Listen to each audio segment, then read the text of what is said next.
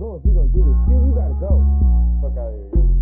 Nah, nigga, both of y'all. You talking to me? Bye. Go, Q. And Yola, get the fuck out of here, man. Yeah, so we can get this shit done. Write the song, Q. Shut the fuck up, Q. Take these with you, Q. Yola. Yes.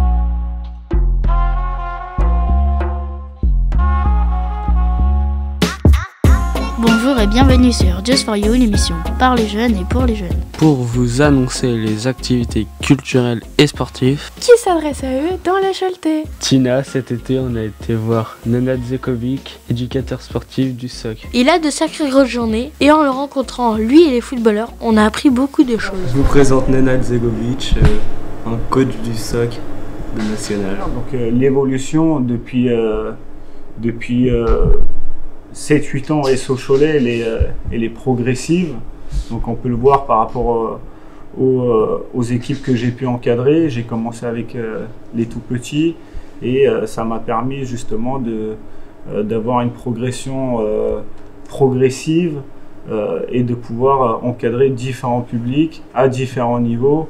Et je trouve qu'aujourd'hui, l'entraîneur que je suis, le fait d'être passé aussi par les plus jeunes, d'avoir passé toutes mes classes au SO Cholet, m'a permis aujourd'hui d'acquérir des compétences qui me permettent aujourd'hui de m'adapter à tout public et à tous les niveaux de jeu, aussi bien régional que national.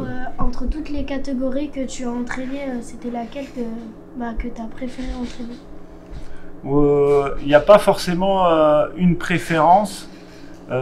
Aujourd'hui, j'entraîne des seniors, donc j'entraîne l'équipe première en tant qu'adjoint, donc où il y a bien évidemment ce côté un peu plus compétition.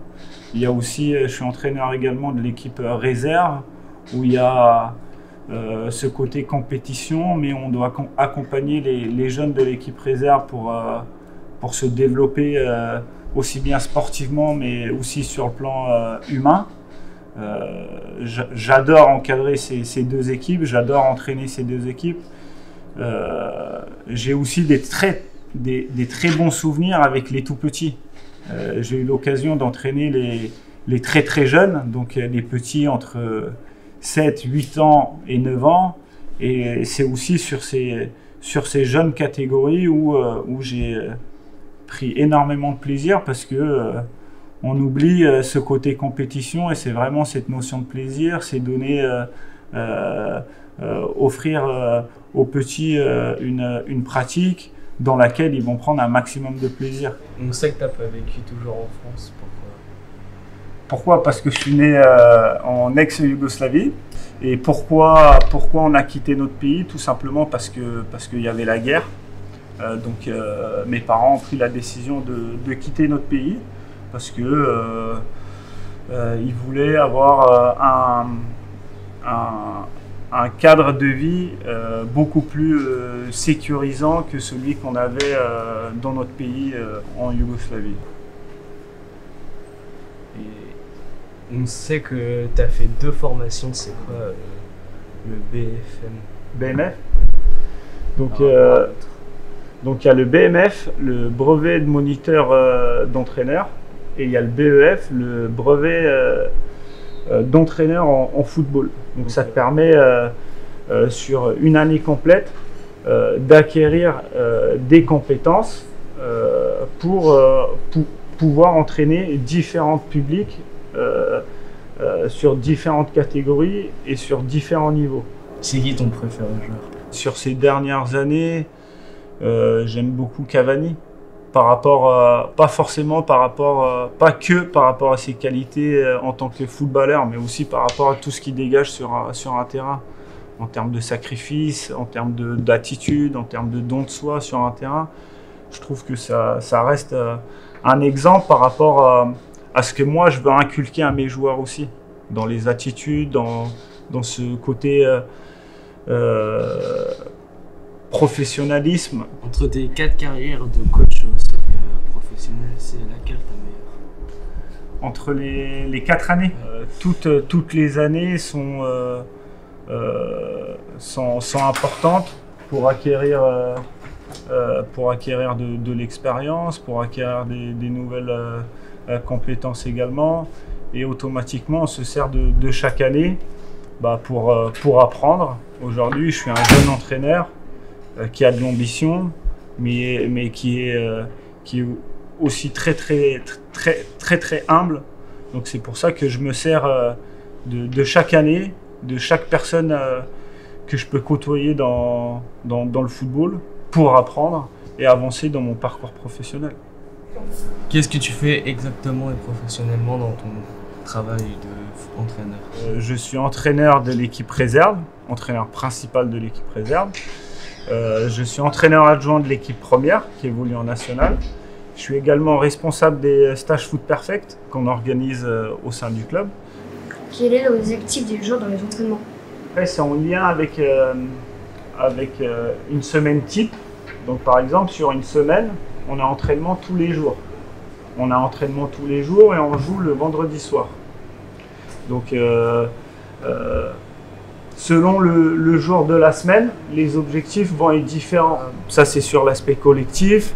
Après, il y a aussi des séances individualisées où on accentue le travail sur justement les axes d'amélioration, sur l'aspect individuel du joueur.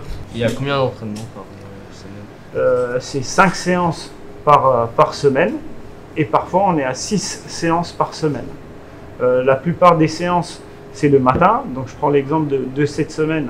On s'entraîne lundi matin, mardi matin, mercredi matin. Et souvent, la veille de match, à votre avis, on s'entraîne le matin ou le soir? Le soir. Pourquoi? Parce que le soir. Très bien. On essaie de se rapprocher par rapport exactement, par rapport à l'heure à laquelle on joue le lendemain. Donc la veille de match, le jeudi, on essaye de faire un entraînement à 18h ou 19h pour se rapprocher du contexte qu'on va retrouver le lendemain. Un beau travail. Bah là aujourd'hui c'est nous on fait le reportage sur toi. C'est toi l'instar. Lui il a pas de tir dommage. Non.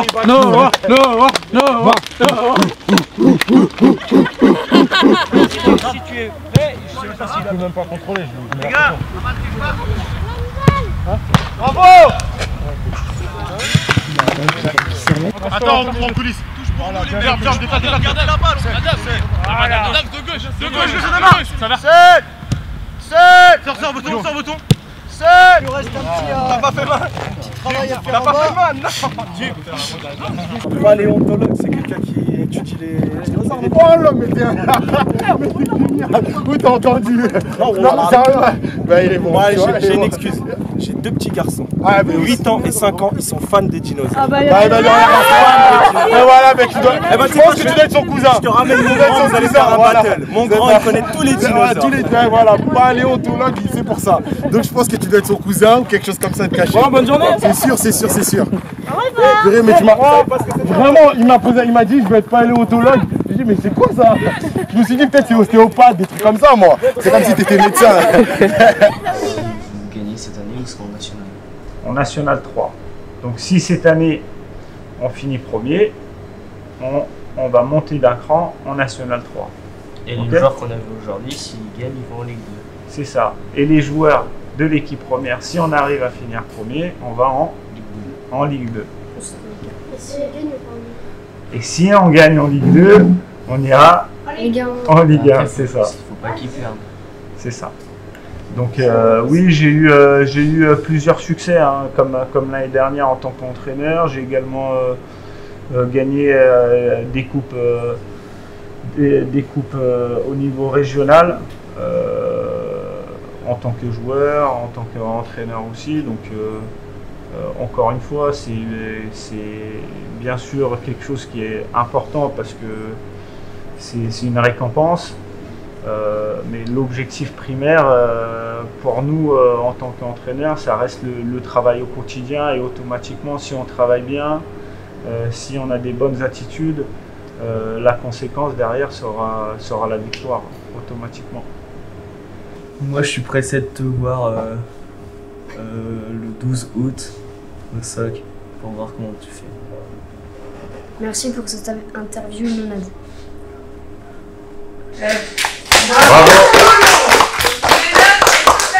Bravo. Vous avez été très très bon. J'ai pas voté, il va se passer un truc. Et hop là.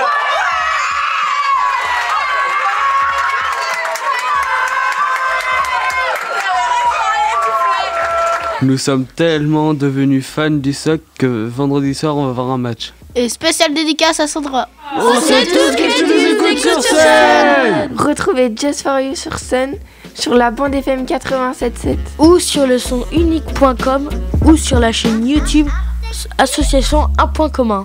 Merci à toutes et à tous de nous avoir écoutés et puis à la prochaine.